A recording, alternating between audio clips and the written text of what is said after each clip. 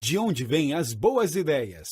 O lápis, a descarga do vaso sanitário, a pilha. Você já parou para pensar de onde vêm todas estas boas ideias? Em que tipo de ambiente elas nascem? Quais as faíscas que ocasionam estas disrupções? Steven Johnson explora este assunto no livro De Onde Vêm as Boas Ideias e identifica 7 padrões que originam a inovação verdadeira. Johnson investigou dezenas de núcleos empreendedores modernos e traz em seu livro um novo entendimento da história da inovação, além de um conjunto de estratégias para nos ajudar a entender as boas ideias. De onde vêm as boas ideias? Examina a evolução da vida na Terra e a história da ciência. O livro destaca muitos paralelos entre os dois. Esta análise rica, cheia de histórias interessantes e evidências científicas, também aborda como a criatividade pode ser cultivada por você e pela sua empresa. O livro é recomendado para todos que se interessam por inovação, especialmente se você gosta de histórias de grandes descobertas. Se inovação é uma prioridade para você e sua empresa, esta é uma leitura obrigatória.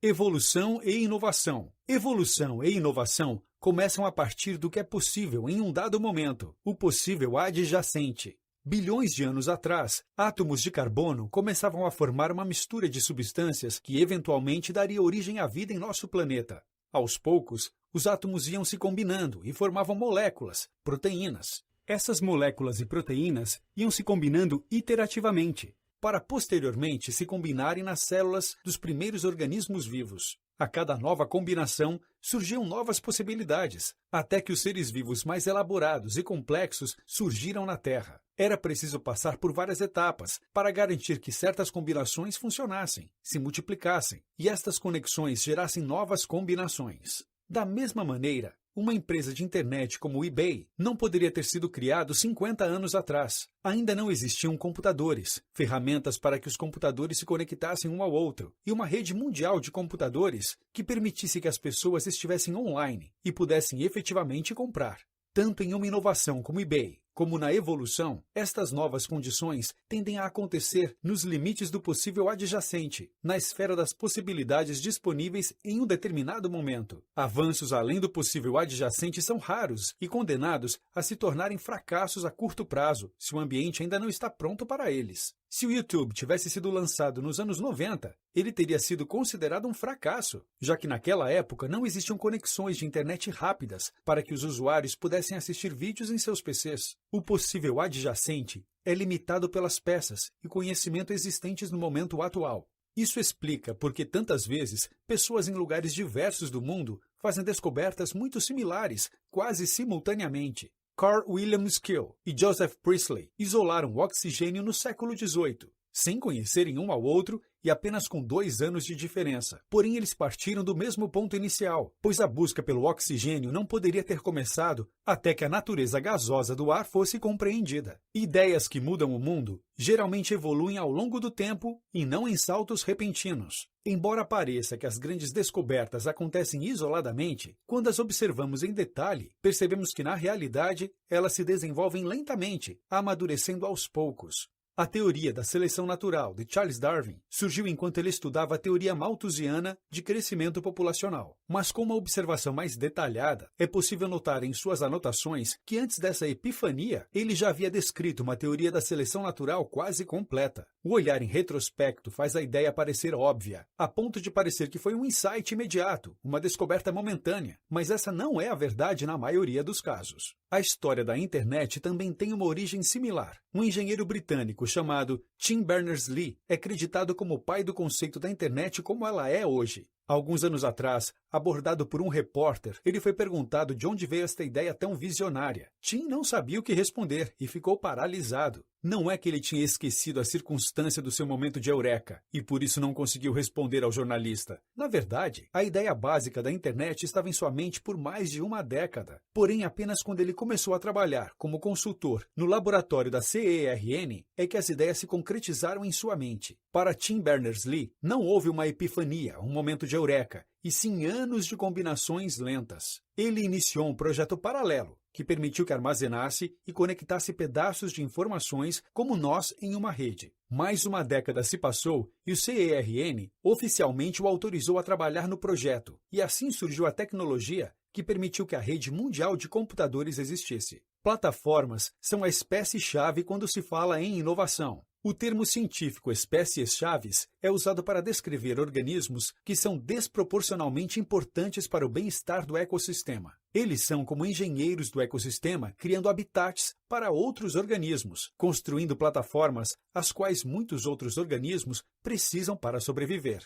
Um bom exemplo são os castores, que derrubam árvores. Estas árvores atraem pica-paus para fazer buracos para abrigar seus ninhos. O castor cria, portanto, uma plataforma para o pica-pau. Quando os pica-paus vão embora, esses buracos são ocupados por pássaros cantores. E o pica-pau cria uma plataforma para os pássaros cantores. Essas plataformas também existem na esfera da inovação e são usadas para que a ela seja acelerada dentro do possível adjacente. Um bom exemplo de plataforma neste contexto é a navegação por GPS. Ela foi criada num centro de pesquisas do Exército para situar elementos baseados em suas coordenadas geográficas capturadas via satélite. Décadas depois, o GPS se tornou a fonte de dezenas de combinações que nos trouxeram grandes novas ideias. Ele permitiu que surgisse dezenas de serviços baseados em localização, milhares de aplicativos móveis, e hoje, até mesmo a publicidade se baseia na localização do usuário impactado. Plataformas geralmente trabalham em conjunto, ou seja, uma plataforma serve de base para que outras plataformas surjam, e estas combinações produzem ambientes propensos à inovação. Um bom exemplo são as redes sociais, como o Twitter e o Facebook. Eles foram criados sobre a rede mundial de computadores e, posteriormente, se tornaram plataformas também.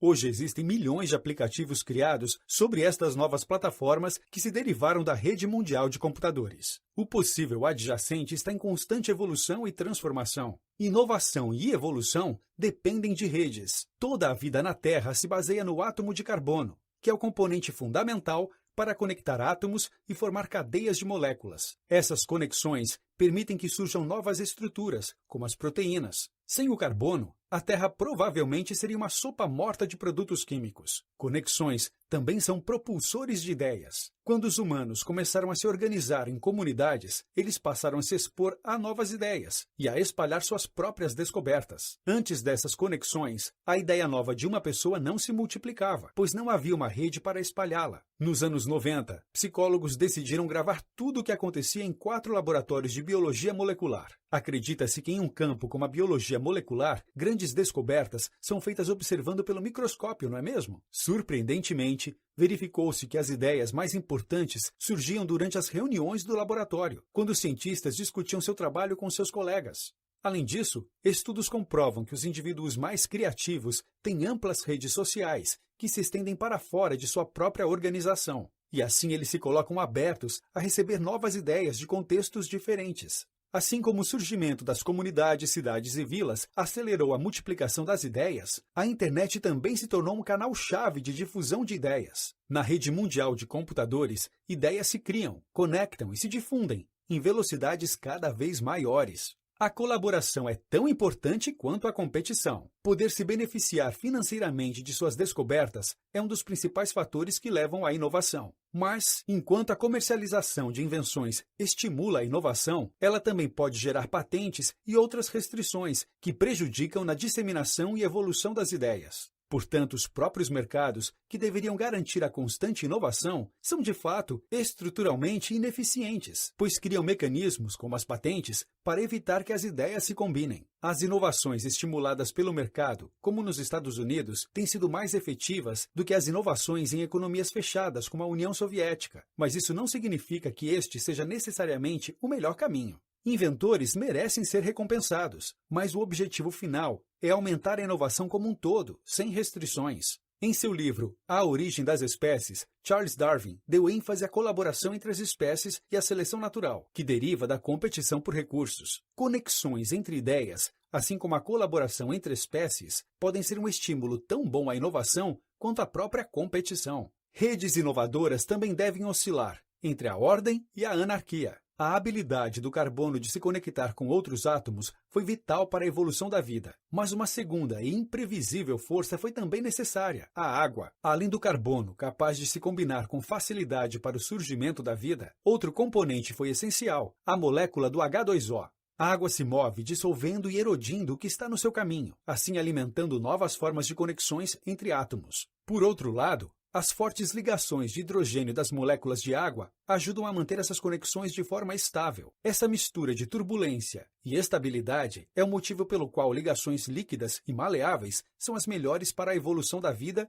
e para a criatividade. Conexões aleatórias e imprevistas levam a descobertas acidentais. O caos e a criatividade estão ligados até mesmo em um nível neurológico. As ideias são, de fato, manifestações de uma complexa rede de neurônios se conectando, e novas ideias só são possíveis quando novas conexões são formadas. Nossos neurônios se alternam entre estados de caos, em que disparam completamente fora de sincronia um com o outro, e estados sincronizados, onde são ativados na mesma frequência. Estudos mostraram que quanto maior o tempo de exposição do cérebro ao estado de caos, mais inteligente a pessoa é, e isso a torna capaz de fazer conexões mais complexas. Um espaço comum leva a serendipidade. Quando ideias convergem em um espaço compartilhado, como em uma reunião entre pessoas de diferentes áreas do conhecimento, misturas criativas surgem e novas combinações se tornam possíveis. Interações compartilhadas em espaços físicos ou virtuais permitem que as ideias se difundam, circulem e se combinem de forma aleatória.